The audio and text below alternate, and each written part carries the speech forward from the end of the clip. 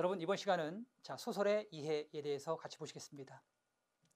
먼저 소설에 대해서 잠시 설명드리고 가겠습니다.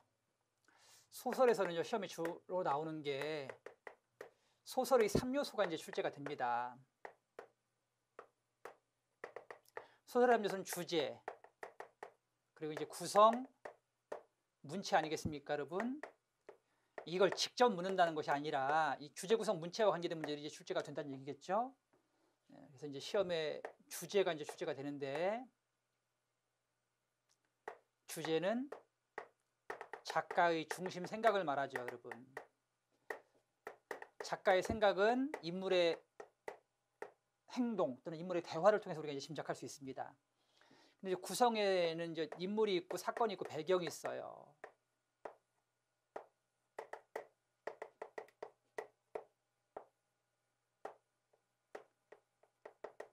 이걸 이제 구성의 3요소라고 합니다. 자, 인물에서는 이제 그 중요한 게 이제 뭘 알아야 되냐면, 인물의 성격 제시 방법. 인물의 성격을 제시하는 방법은 두 가지가 있죠. 하나는 서술자가 직접 말로서 제시하는 직접적 제시 방법. 그 다음에 이걸 이제 말하기 방법이라고 하죠, 그죠? 서술자가 말을 해서 제시하는 데서 말하기 방법이라고 하고, 그 다음에 성격을 대화나 행동을 통해서 보여주는 방법도 있습니다. 그걸 간접적 제시 방법이라고 해요.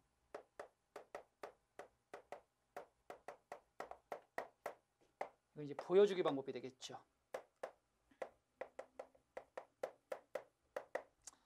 그 다음에 인물에서는 인물과 인물 간의 대립에 의한 사건의 전개를 이제 우리는 갈등이라고 하는데, 이 갈등의 유형이 있어요, 여러분. 갈등의 유형이 인물 대 인물의 갈등이냐, 아니면 그 인물과 인물을 둘러싼 커다란 어떤 사회와의 갈등이냐, 아니면 인물과 운명 간의 갈등이냐, 뭐 이런 것들이 있습니다. 그다음에 사건에서 이제 뭘 알아야 되죠, 여러분? 사건은 시점을 알아야 되겠죠, 그죠? 시점과 거리를 알아야 됩니다. 시점은 크게 네 가지가 있죠, 여러분. 등장 인물에 따라서 1인칭 시점과 그 다음에 3인칭 시점이 있고, 그 다음에 심리가 드러나면 등장인물의 심리가 드러나는 시점과 심리가 감추어지는 시점이 있죠. 1인칭이면서 심리가 들어가면 1인칭 주인공 시점, 3인칭이면서 인물의 심리가 드러나면 전지적 시점이라고 해요, 여러분. 그 다음에 1인칭인데 심리가 드러나 있지 않으면 이건 1인칭 관찰자 시점이 되는 거고요. 그 다음에 3인칭인데 심리가 드러나 있지 않으면 이건 이제 작가 관찰자 시점이라고 해요.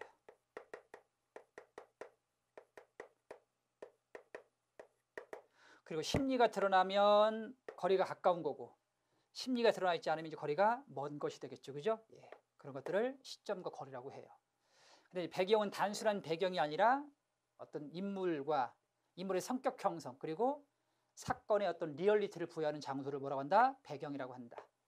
근데 문체가 있습니다. 그리고 문체는요, 서술자의 서술이 중심이 되거나, 아니면 대화가 중심이 되거나, 아니면 묘사가 중심이 됩니다. 이런 거 서술, 대화, 묘사를 우리는 문체라고 해요. 그래서 시험에는 이런 것들을 복합적으로 묻는 문제가 출제가 됩니다. 그럼 같이 문제를 확인하겠습니다. 먼저 2번. 밑주신 단어들이 시대적 상징성이 같은 것끼리 묶인 것은. 이 작품은 황석영의 삼포 가는 길이라는 작품이에요.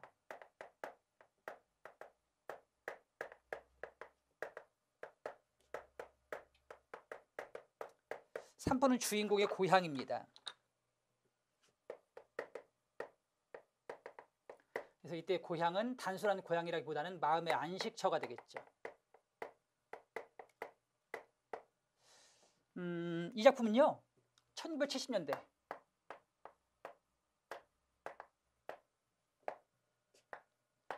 산업화의 폐해를 그린 작품이에요, 여러분. 산업화의 폐해가 뭐겠어요? 바로 인간 소외입니다.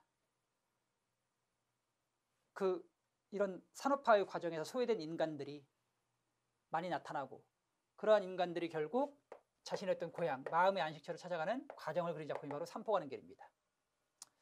보겠습니다. 어디 일들 가슈? 아니요, 고향에 갑니다. 고향이 어딘데? 삼포라고 아십니까? 알지? 우리 아들놈이 거기서 도자를 끄는데. 도자. 자, 불도저를 말합니다, 여러분. 즉, 이건 산업화의 상징을 나타내는 소재가 되겠죠. 삼포에서요? 어디 공사 버릴 때나 됩니까? 고작해야 고기잡이나 하고 감자나 매는데요. 즉 70년 이전까지는 삼포는 안식처, 삶의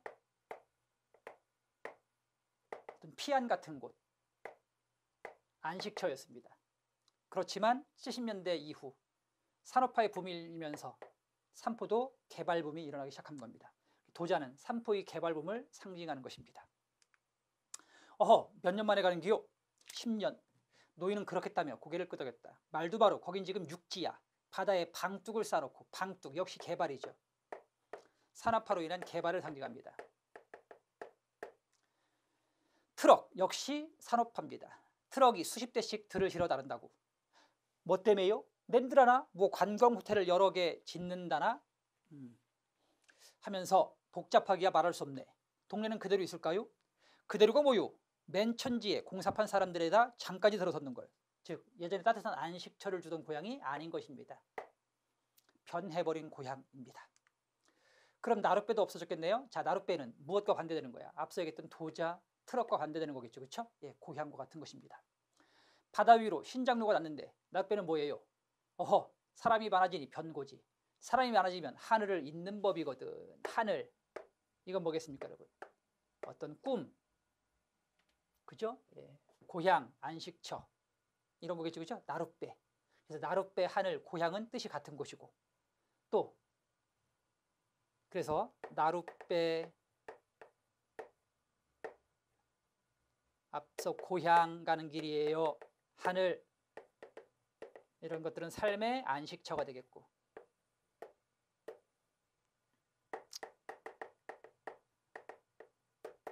그 다음에 불도저, 방뚝, 트럭 이런 것들은 다 뭐가 된다? 자, 산업화의 폐해를 말합니다, 여러분. 아시겠어요? 자, 그래서 이렇게 대비된 소재를 통해서 산업화의 폐해로 생긴 인간 소외의 문제를 그린 작품이 바로 삼포 가는 길입니다. 그럼 정답 1번 기역, 니은, 디귿이 될 것입니다. 다음 4번입니다. 자, 4번 작품은 자, 임평우의 사평역에서 하는 작품입니다. 자, 임철우의 사평역에서인데요. 죄송합니다. 임철우의 사평역에서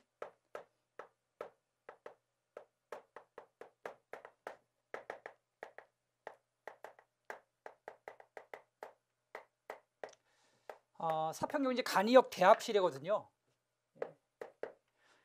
그래서 간이역 대합실에서 대기하고 있으면서 본 그 열차를 타는 사람들, 이런 사람들 어떤 사람들이 있습니까, 여러분? 밤 늦은 시간 간이역 대합실에서 타는 사람들은 대개 뭔가 어떤 그 삶의 과정에서 힘든 시련, 역경을 지닌 사람들 또는 소외된 사람들이 되겠죠. 그런 사람들의 어떤 안타까움, 연민, 성찰의 자세를 피력하고 있는 작품이 되겠습니다. 자, 보겠습니다. 다음 글의 미주침 부분에 대한 설명으로 가장 적절한 것은. 자, 이거는 여러분 주어진 사실에 대한 내용, 어떤 추론, 능력을 묻는 문제인데요. 같이 보시겠습니다. 밑줄친 부분 찾을 텐데요. 여기입니다.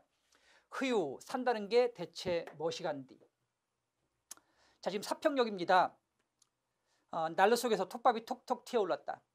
흐유, 산다는 게 대체 무엇이간디. 불에는 누군가가 나직이 내뱉었습니다. 그러자 사람들은 그 말꼬리를 붙잡고, 그러니까 거기 있던 대합실에 있던 소외된 사람들이겠죠. 그렇죠? 붙잡고 저마다 곰곰이 생각해보기 시작합니다. 그래, 맞아. 과연 나는 왜 살까? 하면서 이 사람도 저 사람도 자신의 어떤 삶의 과정 또는 어떤 삶의 이유를 곰곰이 되씹어보고 있는 것이죠. 그렇다고 한다면 자, 이 부분, 즉 등장인물이 서로 갈등하는 얘기다. 여러분 전혀 관계없습니다. 등장인물이 자신의 삶을 기구하게 만드는 원인의 역할, 이것도 관계없습니다. 그 다음 등장인물들이 자신의 삶을 되돌아보도록 하는 촉매의 역할을 하죠. 그죠? 정답은 3번 되겠습니다. 자, 등장인물들이 자신의 삶을 사회적 문제로 인식한다. 자, 그분을 통해서 어떤 사회적 문제를 찾아낼 수는 없습니다. 이건 과도한 비약입니다. 정답은 3번이었습니다. 다음 문제 보시겠습니다. 다음 글에 대한 설명으로 적절한 것은 글에 1인들이 죄다 내놓고 가는 것을 백성들더러 돈을 내고 사라고 마련을 했다면서 이 작품은 채만식의 논리학이라는 작품이에요.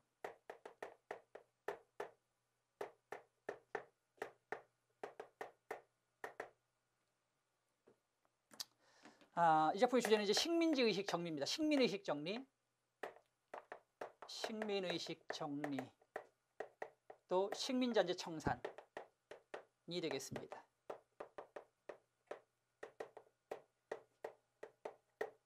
이 작품에 보면 주인공 한생원이 나와요. 이 한생원은 어떤 사람이냐면 일제강점기 동양 척식회사에 자신의 농토를 강제 헌납하게 됩니다. 근데 해방이 된 이후 마땅히 이제 그 땅을 자신의 것으로 되돌려 받을 것이겠거니 하고 기대를 하고 있었는데, 근데 그 땅을 당시 이제 해방정부에서는 어떻게 했습니까, 여러분? 그 해방정부 자산이 없으니까 일제가 놓고 간 이제 적산가옥, 적산토지라고 해요. 그런 것들을 이제 민간에 불하하기 시작합니다. 돈을 받고 팝니다. 이제 한생원 입장에서는 자기 것이었는데 빼앗겼다가 다시 되찾겠거니 생각을 했는데 돈을 주고 사야 된다니까 이런 놈의 나라가 어딨냐고 하면서 나라를 원망합니다. 한생원은 어떤 사람이에요? 어떤 민족과 역사의식은 없고 오직 나라가 자신에게 도움을 줘야 된다는 생각만 갖고 있는 사람이죠. 그러니까 그런 의식을 정리하자는 얘기죠. 식민의식 정리. 그래, 1인들이 죄다 놓고 간 것을 이번엔 돈 주고 사라고 했다면서 아직 자세히 모르겠어도 아마 그렇게 되기가 쉬우리라고들 하더군요. 해방 후에 새로 난 구장의 대답이었다. 구장은 뭐 지금으로 말하면 한 2장 정도 되겠죠, 그렇죠? 예.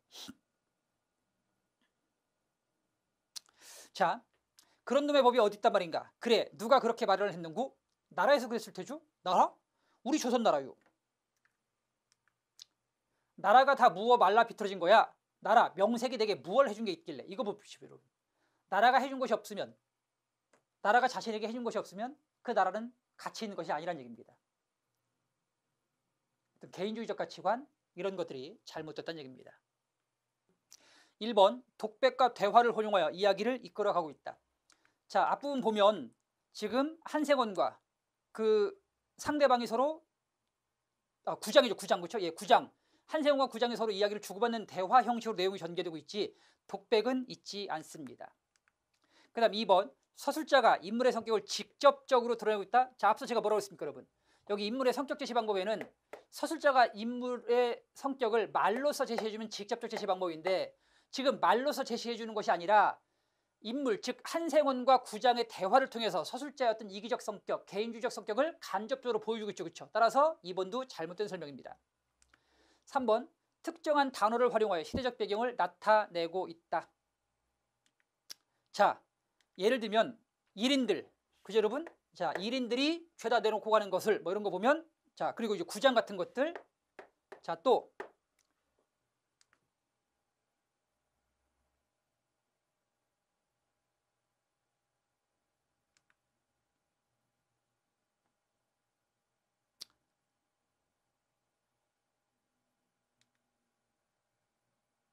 자, 여기도 마찬가지, 그죠? 예, 1인의 재산, 예, 이런 것들 보면 1인의 재산, 뭐 구장 이런 것들 보면 다 시대적 상황이 일제강점기 직후임을 우리가 유추할 수 있습니다. 자, 그러니까 정답은 3번입니다. 그 다음 4번 보겠습니다. 작가는 국민의 도덕성과 국가의 비도덕성을 대조하여 보여주고 있다. 자, 여러분, 국가의 비도덕성은 없지 않습니까, 여러분? 작가는 한생원의 태도를 통해서 국민의 비도덕성을 보여주고만 있을 뿐 두 대상, 즉 국가의 비도덕성과 국민의 도덕성은 나타나 있지 않습니다. 국민, 즉 한생원이 절대 도덕적이지 않고 있습니다. 정답은 3번입니다. 다음은 7번 보시겠습니다. 미주친 문장의 상황에 부합하는 속담으로 가장 적절한 것은? 자, 이 작품은 김유정의 봄봄이라는 작품입니다. 이 작품에 대해서 조금 설명드리고 가겠습니다. 먼저 여러분 김유정의 작품이 있는데요. 봄봄과 동백꽃이 있죠. 이 작품은 동백꽃이겠네요. 그죠? 예. 봄봄과 동백꽃의 내용이 조금 달라요. 둘 다 1인칭 소설인데요. 동백꽃은 나와 점순의 사랑의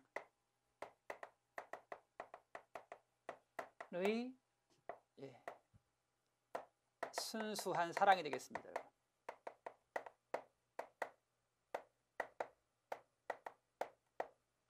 그 다음에 봄봄은 나와 그 다음에 장인간의 갈등이에요. 어떻게든 결혼을 시켜주지 않으려는 장인과 그 다음에 3년째 데릴 사이만 하고 있는 나와의 갈등이 봄봄입니다. 근데 이제 김유정 소설의 특징은요, 바로 김유정의 그 소설이 갖고 있는 해학성입니다. 가장 중요한 특징이에요. 그럼 이 김유정의 해학성, 해학적 문체는 어디서 나오느냐? 이게 이제 중요한데요. 첫 번째, 김유정의 해학성의 근원입니다. 첫 번째는 어리숙한 주인공입니다. 어리숙한 인물.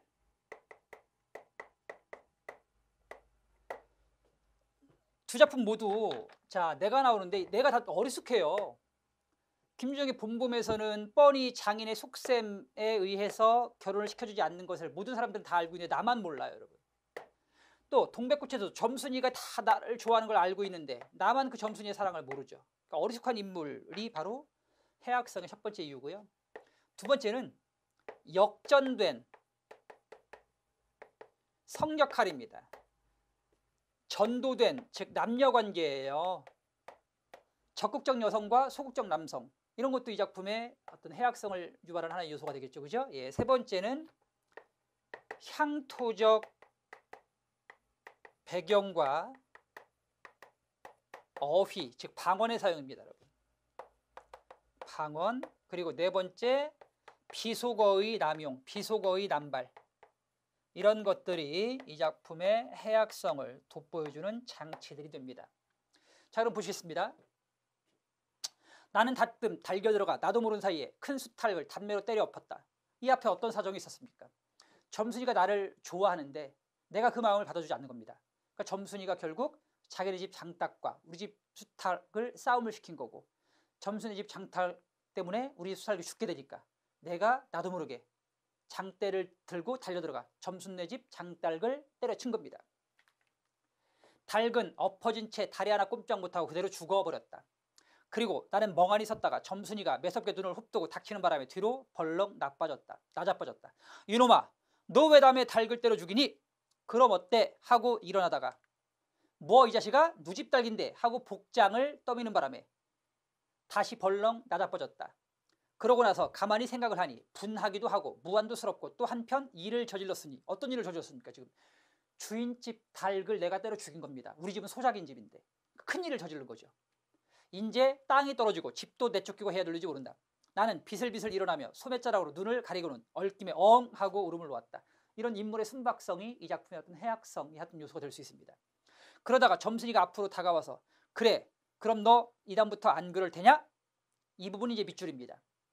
하고 물을 때에야 비로소 살 길을 찾은 듯이 나는 눈물을 우선 씻고 뭘 안 그러는지 또 명색이 모르겠건만 그래 하고 부탁대고 대답했다. 자, 어떻습니까, 여러분? 너 그럼 이제 안 그럴 테냐? 지금 열쇠, 키는 누가 쥐고 있어요? 점순이가 쥐고 있지 않습니까? 점순이가 얘기하면 우리 집은 쫓겨나는 것이고, 근데 점순이가 얘기를 안 해주면 나는 이제 우리 집은 그 수작을 붙여 살 수 있는 것이고 나도 혼나지 않을 수 있습니다. 그러니까 모든 키는 점순이가 갖고 있는데 내가 있을 방법은 없잖아, 그렇죠? 나는 그냥 결국 어쩔 수 없이 그 명색이 무엇을 안 그럴지도 모르는 채 그냥 그래 그럼 안 그렇게 하고 얘기를 한 거예요, 그렇죠? 어쩔 수 없이, 할 수 없이, 어쩔 도리 없이 그렇게 얘기를 한 겁니다. 따라서 이 부분에서 우리가 유추할 수 있는 속담은 자 3번 이건 울며 겨자 먹는 꼴이지 뭐야가 되겠죠, 그렇죠? 예. 울며 겨자 먹는 거 어쩔 수 없이 먹는 거잖아, 그렇죠? 예. 어쩔 수 없이 그렇게 하겠다고 얘기를 한 것입니다. 간에 붙었다 쓸개에 붙었다 하는 군, 즉 줏대 없이 이리저리 왔다 갔다 함이 되겠고요. 닭 쫓던 게 지붕 쳐다본다. 어떤 일을 열심히 했으나 그것이 수포로 돌아갔을 때 쓸 수 있는 말입니다. 소 잃고 외양간 고친다. 자, 무엇인가를 크게 잃고 나서 뒤늦게 무엇을 하려 할 때 쓸 수 있는 말입니다. 정답은 3번입니다. 8번, 다음 중 네 편은 같은 역사적 사건을 다룬 소설들이다. 그 네 편과 다른 역사적 사건을 다루고 있는 작품은? 자, 이런 작품이 굉장히 어렵습니다. 이건 이제 어떤 그 문학사적 지식이 있어야 풀 수 있는 작품이거든요. 그렇죠? 그래서 이제 문학사 문제입니다. 주로 서울시 문제나 또는 이제 군무원 같은 이런 특수직에서 출제가 되고 있습니다. 사실은 이 문학사 문제는 이런 국가직이나 지방직처럼 이렇게 정형화된 문제에서는 출제되지 않습니다. 자, 보겠습니다. 하얀 전쟁, 인간의 새벽, 황색인, 무기의 그늘 모두 베트남 전쟁을 배경으로 하고 있습니다만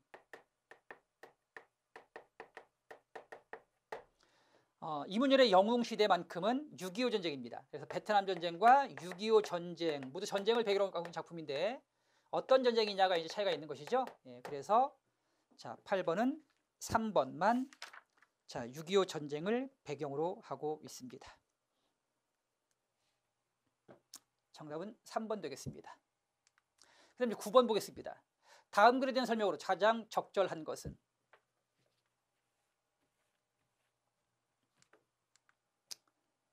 보겠습니다. 김일병은 전에 치열한 싸움터에서는 오히려 잊게 마련이었던 죽음이라는 것을 몸 가까이 느꼈다. 내일쯤은 까마귀가 자기네의 눈알도 파먹으리라. 그러자 그는 옆에 누워있는 주대위가 먼저 죽어 까마귀에게 눈알을 파먹히는 걸 보느니 보다는 차라리 자기 편이 먼저 죽어 모든 것을 모르고 지나가기를 바랬다. 이거 누가 생각하는 거죠, 여러분? 김일병이 스스로 자신의 생각을 이야기하는 것입니다. 이렇게 인물의 생각, 관념적인 의식을 마치 물 흐르듯 전달해주는 표현 기법을 의식의 흐름 기법이라고 그래요, 여러분. 인간의 내면 심리를 표현하는 기법을 자 의식의 흐름 기법이라고 하고요. 이러한 의식의 흐름 기법은 주로 초현실주의 시나 인간 내면 심리를 다루고 있는 심리소설에서 주로 사용하는 기법입니다. 그래서 전쟁의 어떤 참혹성, 비극성을 인물의 내면 심리를 통해서 드러내는 방법을 취하고 있는 것입니다. 그는 문득 울고 싶어졌다. 그러나 그럴 기운조차 그에겐 없었다. 저도 모르게 혼곤히 잠수에서 끌려 들어갔던 김일병은 주대위가 무어라 부르는 소리에 눈을 떴다. 하늘에 별이 총총 나 있었다. 저 소리를 좀 듣게. 주대위가 누운 채 세진한 목 안의 소리로 풋소리일세. 김일병은 정신이 번쩍 들어 상반신을 일으키며 귀를 기울였다. 과연 먼 우레소리 같은 포성이 은은히 들려오는 것이다. 어느 편 봅니까? 아군의 포야 155mm의 주대위의 감별이면 틀림없는 것이다. 그래 얼마나 먼 거리냐고 물으려는데 주대위 편에서 그렇지만 너무 멀어. 여기서 뭐가 느껴집니까, 여러분? 절망감. 그죠? 예, 자포 자기의 심정을 느낄 수 있습니다. 사신민은 실히 되겠어. 그렇다면 아무리 아군의 포라 해도 소용이 없었다. 김일병은 도로 자리에 누워 버렸다. 자, 뭐야, 여러분? 여기서 절망감, 포기. 자, 그럼 1번. 작가가 작중인물의 생각과 심리를 직접, 그죠? 예, 무슨 기법으로? 의식의 흐름 기법으로 설명하고 있습니다. 2번. 공간적 배경을 빈번하게 전환하고 있지는 않습니다. 공간적 배경은 전쟁터, 특정 장소입니다. 그 다음 회상의 방식 아니고요. 자, 인물 간 심리적 갈등 들어있지 않습니다. 다음, 자, 다음 글을 읽고 물음에 답하시오. 이번에는 자, 이청준의 병신과 머저리라는 작품이에요, 여러분.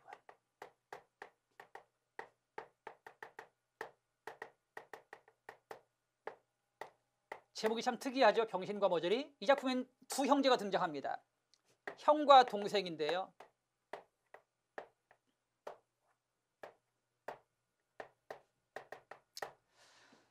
둘 다 이제 어떤 그 아픔을 겪고 있는 인물로 나오죠. 그런데 형의 아픔은 전쟁으로 인한 아픔입니다. 즉 6.25 전쟁 때 죽어가는 동료 병사를 외면한 채 자신만 탈출한 아픔을 가지고 있습니다. 그게 하나의 어떤 트라우마가 된 것이죠. 그래서 현실 생활에서 소설 쓰기를 통해서 그 아픔을 극복하고자 하는 인물, 즉 아픔의 어떤 근원, 알고 그 아픔을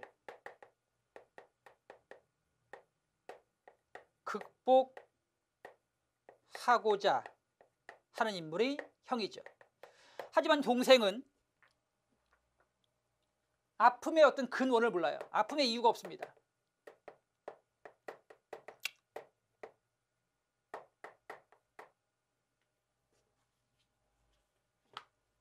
아픔의 근원을 알지 못합니다. 여러분, 병의 원인을 알지 못하니까 고칠 수도 없겠죠, 그렇죠? 예. 따라서 형보다 동생이 더 절망적입니다. 그러니까 형은 뭐야? 아픔을 알고 있고 극복 가능성이 있으니까 형은 그나마 나은 병신. 반면 동생은 그런 어떤 가능성도 갖고 있지 못한 머저리가 되는 것입니다. 이청률의 병신과 머저리였습니다. 자, 그럼 미추신 소설을 불태우는 이유로 가장 적절한 것은 결국 소설을 불태우겠다는 얘기는 새로운 삶을 시작하려는 의지를 나타냅니다. 정답은 3번입니다. 아픔을 극복하고 싶은 의지. 11번, 이 작품의 주제에 가장 적합한 것은 서로 다른 원천의 아픔 원인과 서로 다른 아픔. 자, 형의 아픔은 6.25 전쟁에서의 어떤 트라우마였죠, 그죠? 반면 동생의 아픔은 개인적인 아픔입니다. 여자친구와 헤어진 어떤 개인적인 상심이죠. 그래서 서로 다른 아픔의 원인과 그 극복 의지를 토로하고 있습니다. 정답은 1번입니다. 그 다음 12번입니다. 다음은 어떤 소설의 마지막 부분이다. 이 소설에 대한 설명으로 바른 것은 그러나 나는 이 발길이 아내에게로 돌아가야 오르는가 이것만은 분간하기가 좀 어려웠다. 가야 하나? 그럼 어디로 가나? 이때 뚜 하고 정오 사이렌이 울었다. 사람들은 모두 내 활개를 펴고 닭처럼 푸석거리는 것 같고 온갖 유리와 강철과 대리석과 지폐와 잉크가 부글부글 끓고 수선을 떨고 하는 것 같은 찰나 그야말로 현란을 극한 정오다. 나는 부른 겨드랑이가 가렵다. 자, 나가 나오니까 1인칭 주인공 시점입니다. 그 다음 아하 그것은 내 인공의 날개가 돋았던 자국이다. 오늘은 없는 이 날개. 자, 상실한 날개입니다. 상실한 날개. 그러니까 이때 날개는 뭐가 된다? 삶의 어떤 아픔이 되겠죠. 그렇죠? 삶의 방향성을 상실한 날개. 머릿속에서는 희망과 야심이 말소된 페이지가 딕셔너리 넘어가듯이 번뜩이었다. 나는 걷던 걸음을 멈추고 그리고 일어나 한 번 이렇게 외쳐보고 싶었다. 날개야 다시 돋아라. 이 날개는 뭡니까 여러분? 상실된 삶의 아픔을 극복하고 삶의 의지를 회복하고자 하는 겁니다. 날개의 상징성 삶의 의지입니다. 의지 회복. 이상의 날개에 대해서 조금 설명드릴게요. 이상의 날개는 자, 무기력한 자아와 이 무기력함에서 벗어나려는 의지적 자아의 갈등입니다.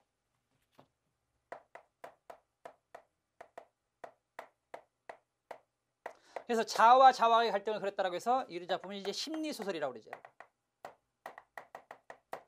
1인칭 심리주의 소설이고요. 그 다음 앞서 얘기했던 것처럼 자, 내면 심리를 그렸기 때문에 의식의 흐름 기법을 사용했다. 이 특징입니다. 자, 그럼 보겠습니다.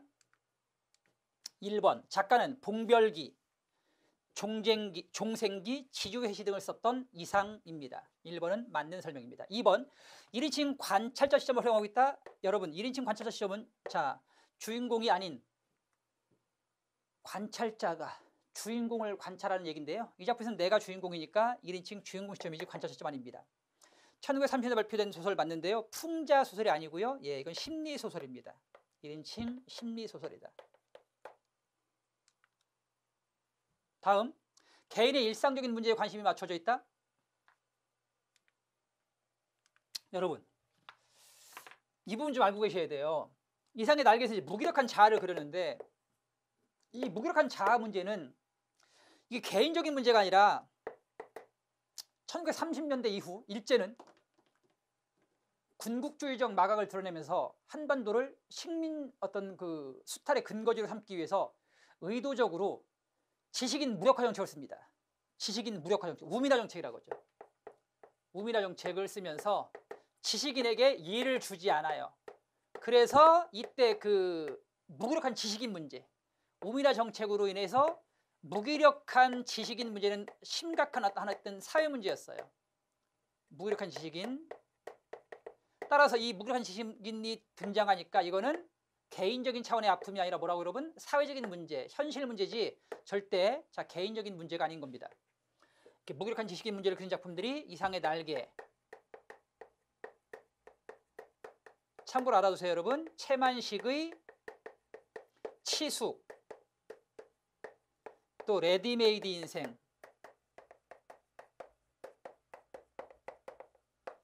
또 채만식입니다. 채만식의 치숙, 레디메이드 인생, 유진호의 김강사와 티교수,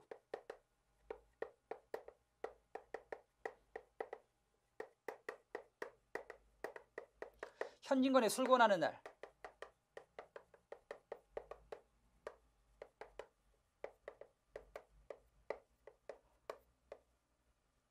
술권하는 사회,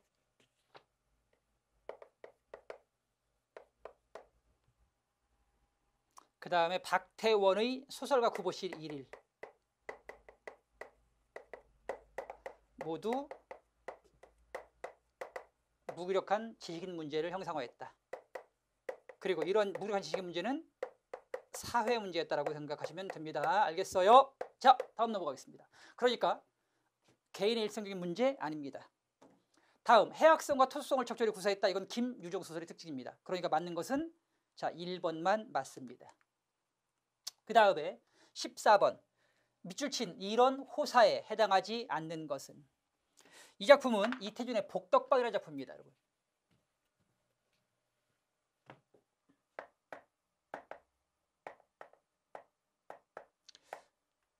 이태준의 복덕방은요,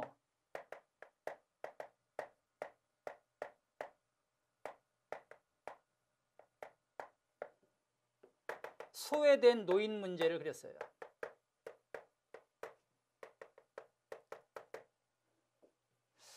예, 이 작품 이제 소외된 노인이 3명이 나옵니다. 자, 서참위, 복덕방 주인이죠. 그리고 박영감,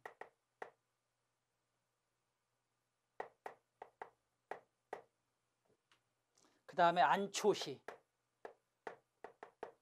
그 다음에 이제 안초시의 딸 안경화가 나옵니다.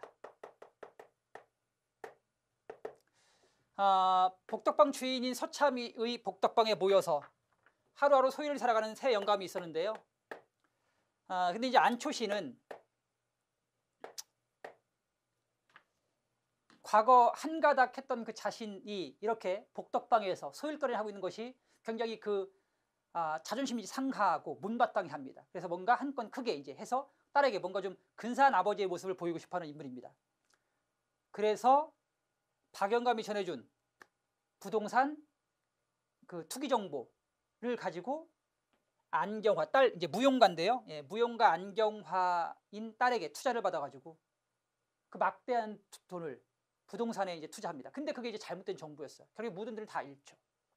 결국은 안경화에게 시달린 아버지 안초씨는 자살을 선택합니다. 그래서 소외된 노인 문제를 그린 작품이에요. 그런데 이제 안경화는 아버지가 이제 뭐 돈 때문에 또 이제 자신에게 어떤 시달려서 자살한 것이 이제 부끄럽잖아요. 세상에 알려지는 걸 싫어해요. 그래서 결국은 이제 서참위나 박영감이 아버지의 죽음을 알리지 않는 조건으로 조건을 냈습니다. 그게 바로 뭐야? 장례를 성대히 치러줄 것. 그래서 이제 장례를 성대히 치러주는 것이죠. 여기서 말하는 호사, 이런 호사는 성대한 장례를 말합니다, 여러분. 자, 그럼 이것에 해당하지 않는 걸 한번 골라볼까요? 그럼 이제 성대한 장례라는 건 뭐야? 자, 보겠습니다. 제법 반발한 조객들이 모여들었다. 그렇죠. 죽었으니까 이런 성대한 장례를 치를 수 있었던 것이죠. 그 다음 조객들 가운데 울음을 삼키노라고 끄끄하는 사람도 있었다. 뭐 형식적이긴 해도 그죠? 예, 와서 이제 울어주는 사람들도 있는 겁니다. 그 다음 안경화의 뒤를 따라 한 20명 정도가 관 앞에서 자 꾸벅거리다 절을 했다. 모두 안경화와 관계된 사람들의 조문입니다. 그러니까 성대한 장례가 되겠죠. 하지만 서참의라고 하기도 하고 서참유라고 하기도 해요. 서참의가 조사를 하였다. 자, 이건 친구를 잃은 것에 대한 아픔이죠. 성대한 장려하고는 전혀 관계가 없습니다. 정답은 4번이고요.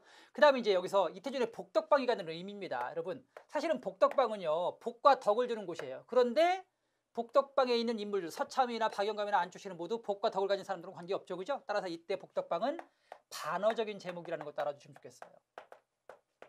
이렇게 반어적인 제목을 갖고 있는 작품들이 몇 작품이 있어요. 자, 최만식의 태평천하라고 알고 계시죠, 여러분? 예.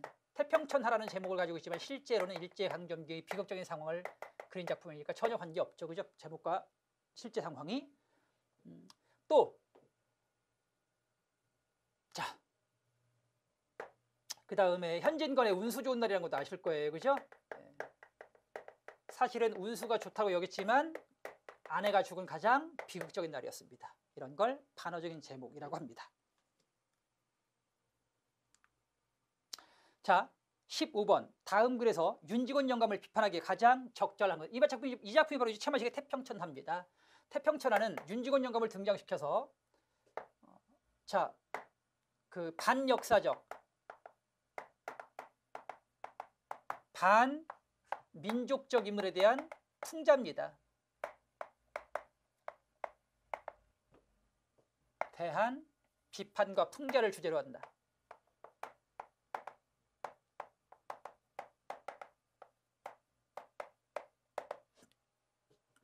즉 윤직원 영감은 나라 잃은 것처럼 아무 관계 없습니다.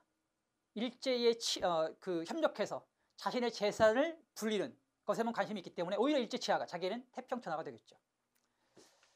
자, 윤직원 영감 비판하기 가장 적절하고 찾아보겠습니다. 저 상 말씀이 옳습니다. 헤헤. 크게 과단을 낸다는 게 결국은 크게 조심하는 것뿐이었다. 싹 네. 아니 여보쇼 이 사람. 윤직원 영감은 더러 역정을 내어 하마 삿대질이라도 할 듯이 한 걸음 나섭니다. 자네가 아까 날더러 처분대로 하라고 하지 않았는가? 네? 그렇지. 그런데 그 처분대로 하란 말은 맘대로 하란 말이 아닌가? 인력거꾸는 비로소 속을 알았습니다. 알고 보니 참 기가 막힙니다. 아, 그 인력거 타고 온 값을 내지 않으려고 지금 생떼 억지를 부리고 있는 것입니다. 즉 말도 안 되는 억지 주장으로 인력서 삭슬 내지 않으려고 하는 이런 윤직원 영감의 행동을 우리는 어떤 한자성어에 빗댈 수 있을까요? 1번 견강부회입니다. 견강부회. 즉 앞서 얘기한 것처럼 정말 말도 안 되는 근거로 자신의 주장을 합리화한다. 억지 주장을 내세운다. 이런 뜻이니까 정답은 1번입니다. 2번 견마지로입니다. 즉 자신의 노력을 하찮게 이르는 말입니다. 개와 말의 노력인데요. 자신의 노력에 대한 낮춤의 표현이고요. 3번 구밀복검. 입으로는 꿀같이 달콤한 말을 내뱉으면서 속으로는 칼을 품고 있다는 뜻입니다. 즉 겉과 속이 다르다. 4번 설상가상. 즉 엎친 데 덮친 격이란 뜻이 되겠습니다. 정답은 1번입니다. 다음은 17번입니다. 다음 글에 대한 설명 중 옳지 않은 것은 자 이상의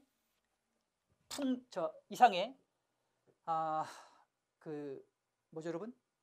날개. 그죠? 예. 심리 소설인 날개입니다.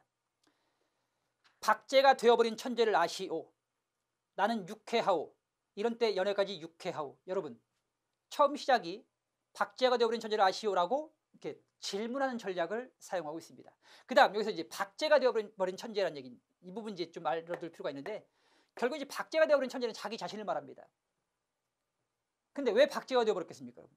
일제의 우민화 정책, 즉 지식은 무력화 정책 때문에 지식인들이 꿈을 펼치지 못하는 세상인 겁니다. 그래서 자신과 같은 사람들이 박제가 되어버리는 이런 현실을 비판적으로 얘기하고 있습니다. 나는 유쾌하오. 이런 때 연애까지가 유쾌하오. 육신이 흐느적흐느적하도록 필요했을 때만 정신이 은화처럼 막소. 자, 육신이 흐느적 필요했을 때만 정신이 막다. 여러분 논리로 모순되죠, 그렇죠? 예, 역설법입니다. 니코틴이 내 횃배 앓는 뱃속으로 스미면 머릿속에 의뢰 백지가 준비되는 법이요. 그 위에다 나는 위트와 패러독스를 바둑표로처럼 늘어놓소. 가공할 상식의 병이요. 나는 또 여인과 생활을 설계하오. 연애 기법까지 서먹서먹해진 지성의 극치를 흘낏 좀 들여다본 일이 있는, 말하자면 일종의 정신분일자 말이요. 자신을 정신분일제라고 얘기하고 있습니다. 그러니까 무기력한 어떤 상태에 있다 보니까 정신분일의 경지에 분열의 경지까지 이제 다다르게 된 것입니다. 이런 여인의 그것은 온갖 것의 반이요만을 영수하는 생활을 설계한다는 말이요. 그런 생활 속에서 한 발만 들어놓고 흡사 두 개의 태양처럼 마주 쳐다보면서 깔깔거리는 것이요.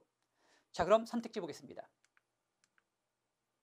화자는 자신을 정신분일제라고 조소하면서 이야기를 시작하고 있습니다.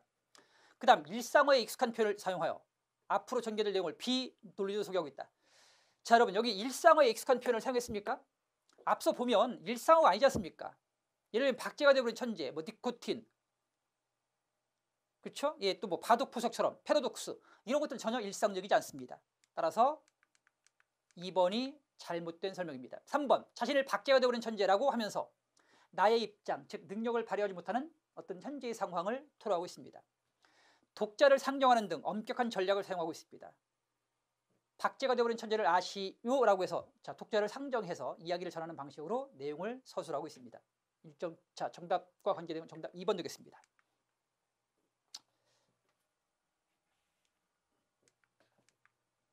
그 다음 이번엔 19번입니다. 다음 대화를 읽고 두 인물의 입장에 대해서 평가한 것으로 적절하지 않은 것은 자네 윤군입니다. 자네와 나와 한 신문사의 같은 자리에 있다가 자네는 사직을 하고 나가는데 난 머물러 있지 않았던가. 같은 신문사 동료였습니다. 그렇다면 그걸 재산적 운명이라고나 하는지 내가 결백할 수가 없다는 건 가난했기 때문이요. 자네가 결백할 수 있었다는 건 부자 집 아들이었기 때문이요. 자, 지금 신문사에서 자신의 어떤 그 의지와 상관없는 기사를 써야만 했던 기자가 있었습니다. 두 기자, 나와 윤군이죠.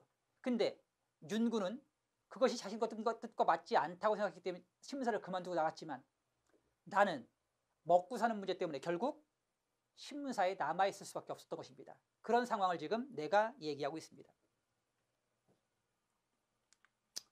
그랬잖나. 물론 가난하다고서 지조를 팔아 먹었다는 것이 부끄러운 노릇이야. 부끄러운 노릇이지. 자기 자신에 대한 자책입니다. 또 오늘이라도 민족의 심판을 받는다면 지은 죄만치 복제할 각오가 없는 것도 아니고, 자, 그렇지만 자네같이 단지 부자 아버지를 둔 덕분에 팔아먹지 아니할 수가 있었다는 절개도 와락 자랑거리는 아닐상 부르이. 그건 진부한 형식 논리요. 결국은 억당, 억지 얘기. 월급쟁이가 반드시 신문사 밥만 먹어야 한다는 법은 있던가? 즉 신문사 기자가 아니어도 할 수 있는 일은 얼마든지 있지 않았던가? 그건 자신의 합리화일 뿐이야 라고 윤군, 즉 친구가 얘기하고 있는 겁니다. 신문기자 말고 달리 얼마든지 월급쟁이를 할 자리가 있지 않아. 최만식의 민족의 죄인이었습니다. 자전적 소설입니다. 최만식은 실제 일제강점기 친일 부역하는 과오를 저질렀고 그 잘못을 토로하는 작품을 씁니다. 그게 이제 민족의 죄인이었습니다. 자, 나는 생계를 구실로 현실에 안주한 것 맞습니다. 2번 윤군은 지식인의 지도적 역할을 중시했죠. 그렇죠? 예. 자, 그래서 결국 신문사를 박차고 뛰쳐나온 것입니다. 3번 나의 대일 협력은 시대적 특수성 때문이었다. 맞죠 여러분? 일제강점기라는 시대적 특수성에서 먹고 살기는 어쩔 수 없는 방편이었죠. 4번 윤군의 대일 협력은, 자, 윤군은 대일 협력을 하지 않았습니다. 따라서 이 부분 잘못됐습니다. 자, 그리고 그러한 대일 협력을 하지 않은 것은 경제적 능력을 배경으로 한 것은 맞습니다. 4번은 틀렸습니다. 그죠? 예, 대일 협력 자체를 하지 않았으니까요. 이렇게 해서 민족의 죄인까지 풀어봤습니다. 자, 25번입니다. 다음 글의 시점에 대한 설명으로 가장 적절한 것은, 자, 이번엔 시점 문제입니다. 보겠습니다. 파도는 높고 하늘은 흐렸지만 그 속에서 솟구치면서 흐르는 나의 머릿속을 내가 등장합니다. 스치고 지나가는 영상은 푸르고 맑은 희망이었다. 나는 어떻게 누구의 손에 의해서 구원됐는지도 모른다. 병원에서 내 의식이 회복되었을 때 다만 한쪽 다리에 관통상을 입었다는 것을 알았을 뿐이다. 자, 여러분 일단 내가 나오네요. 그죠? 그럼 1인칭 시점이죠. 그죠? 그런데 내가 중심이 되니까 1인칭 주인공 시점이 되겠습니다. 자, 1번 주인공인 자신이 자신의 체험을 이야기하고 있습니다. 정답 1번입니다. 작가가 주인공 그에 대해서 관찰하고 있다. 작가가 관찰한다. 자, 이건 작가 관찰자 시점입니다. 3번 작가가 제3의 인물 그에 대해서 자세히 묘사하고 있다. 이거는 3인칭 전지적 작가 시점입니다.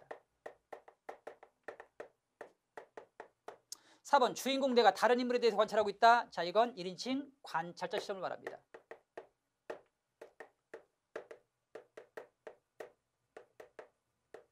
자, 그럼 1인칭 주인공 시점에 대한 설명인 1번만이 정답이 되겠습니다.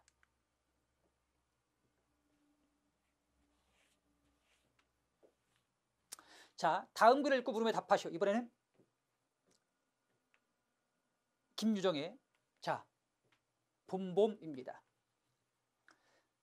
그래, 내 어저께 싸운 것이지 결코 장인님이 밉다든가 해서가 아니다. 뭐를 붙다가 가만히 생각을 해보니까 또 싱겁다. 이 벼가 자라서 점순이가 먹고 좀 큰다면 모르지만, 자, 왜? 지금 장인 봉필이 나와 점순과의 결혼을 반대하는 이유는 무엇 때문입니까? 순전히 점순이 키가 작다는 핑계 때문에. 그래서 만약 뭐가 자라서 이 벼를 먹고 점순이 키가 큰다면 내가 열심히 농사를 짓겠지만, 그게 아니면 내가 농사를 지을 이유가 없는 것이죠. 그렇죠? 예, 그 얘기입니다. 그렇지도 못하는 걸 내 심어서 뭘 하는 거냐? 해마다 앞으로 죽 거불지는 장인님의 아랫배, 쭉 이렇게 튀어나오는 장인님의 아랫배를 물리기 위하여 심으곤 조금도 하고 싶지 않다. 아이고 배야 하면서 이제 꾀병을 부리는 거죠. 난 모를 붙다 말고 배를 쓰다듬으면서 그대로 논둑으로 기어 올랐다. 그리고 겨드랑이에 꼈던 벼 담긴 키를 그냥 땅바닥에 털썩 떨어치며 나도 털썩 주저앉았다. 파업한 겁니다. 그죠? 일이 암만 바빠도 나 배 아프면 고만이니까. 아픈 사람이 누가 일을 하느냐. 파릇파릇 돋아오른 풀 한 숲을 뜯어 들고 다리에 거머리를 쓱쓱 문태며 장인님의 얼굴을 쳐다보았다. 해볼 테면 해보시오. 뭐 이겁니다. 그죠? 예. 다음은 26번입니다. 위 글에 대한 설명으로 가장 옳지 않은 것은 희극적인 인물의 모습과 과장되고 우스꽝스러운 갈등 양상이 잘 드러나 있고, 이런 부분들은 이 작품의 해악성을 높여주는 중요 요소라고 말씀드렸습니다. 2번 1인칭 주인공 시점 맞습니다. 자, 사건을 서술하여 독자에게 객관적 신뢰감을 형성한다. 여러분, 독자에게 가장 객관적 신뢰감을 줄 수 있는 건 작가가 일체 작품에 개입하지 않고 있는 그대로 작품을 관찰하고 서술하는 작가 관찰자 시점입니다. 주인공 시점은 인물의 내면 심리, 인물의 주관적 어떤 태도가 많이 가미되니까 객관적 신뢰감을 확보한다는 것은 좀 거리가 있습니다. 정답은 2번입니다. 사투리, 토속어, 비속어, 즉 잘 다듬어지지 않은 어휘 등을 사용해서 익살스러움이 돋보입니다. 맞습니다. 30년대 농촌을 배경으로 하고 있고요. 미래의 장인과 머슴처럼 대우받는 미래사위 간의 갈등도 있고요. 또 나와 점순의 순박한 사랑도 들어가 있습니다. 정답은 2번이겠죠. 그렇죠? 예, 2번. 객관적 신뢰감 형성과는 거리가 멀다. 27번 보시겠습니다. 윗글을 읽고 파악한 등장인물의 성격으로 가장 옳지 않은 것은 나는 어수룩하고 순박하죠. 일단 뭐 장인의 그 교활한 속셈을 알아채지 못하고 3년째 대릴서에 노름을 하고 있다는 것 자체가 지금 굉장히 어리숙하고요. 그렇죠? 예.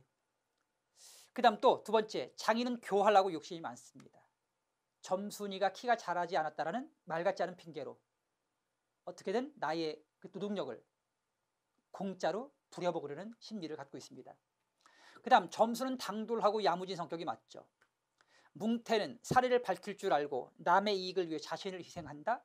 뭉태는 이제 그 나의 친구인데요. 앞서 어떤 장면이 있냐면 내가 이제 뭉태한테 상담하러 갔지 않습니까? 그렇죠? 예, 이걸 어떻게 되냐고 했더니 이제 뭐 상담하는 과정에서 등잔불을 쏟았어요. 그렇죠? 근데 그걸 가지고 그냥 지가 쏟아놓고 나한테 잘못이라고 등잔값을 물어내라고 하는 거 보면 뭉태가 남의 이익을 위해 자신을 희생할 줄 아는 사람은 아닙니다. 정답은 4번입니다. 그 다음 28번 윗글을 시간 순서대로 바르게 구성한 것은. 그럼 이제 그 윗글에 나타나는 중요 사건들 한번 정리해 봅시다. 일단 가장 처음 사건이 뭐였어요? 나와 장인 간의 갈등이 시작하죠. 장인의 갈등으로 누굴 찾아가요, 여러분? 중재자인 지금의 2장, 즉 9장을 찾아가요.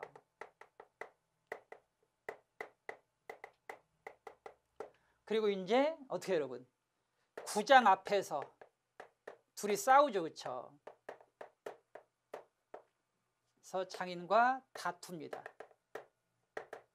싸운 것을 뭉태에게 이야기하죠.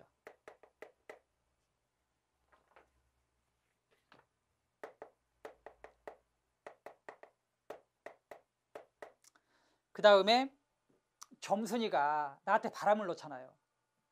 평생 일만 하다 죽을 거냐? 결혼은 언제 할 거냐? 구장님한테 갔다가 그냥 온담? 샘을 잡아채야지? 하고 나를 부추겨요. 그래가지고 진짜 가서 이제 내가 그 장인과 심하게 다투죠. 그렇죠? 장인과 몸싸움을 해요, 여러분.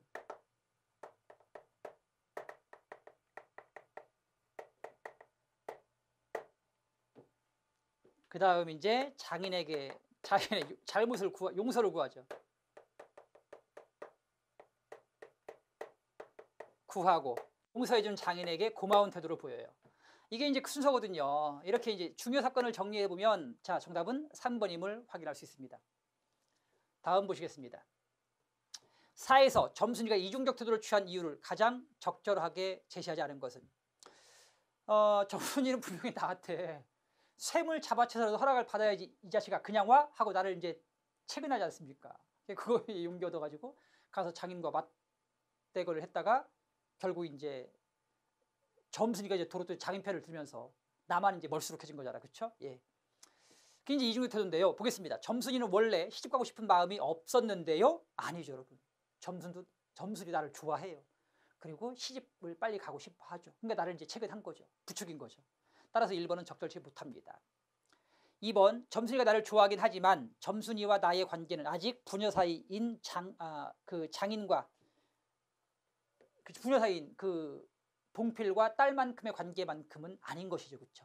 그러니까 어쨌든 이제 점순이 입장에서는 이중적 태도를 취한 것입니다. 그 다음, 아버지가 계속해서 약속을 어기고 그로 인해 자신이 시집가지 못하는 것이 원망스러워서 그 체근을 하긴 했지만 그렇다고 해서 실제 가서 막 그 샘을 잡아차고 장인과 맞주먹질을 하라고 한 건 아니지 않습니까? 그렇죠? 예, 그건 나의 어리숙함이었죠. 그래서 정답은 1번이었습니다. 그 다음 4번. 당시 사회적 상황으로 여자가 직접 결혼과 관련해서 적극적으로 행동하기는 어려웠겠죠. 그렇죠?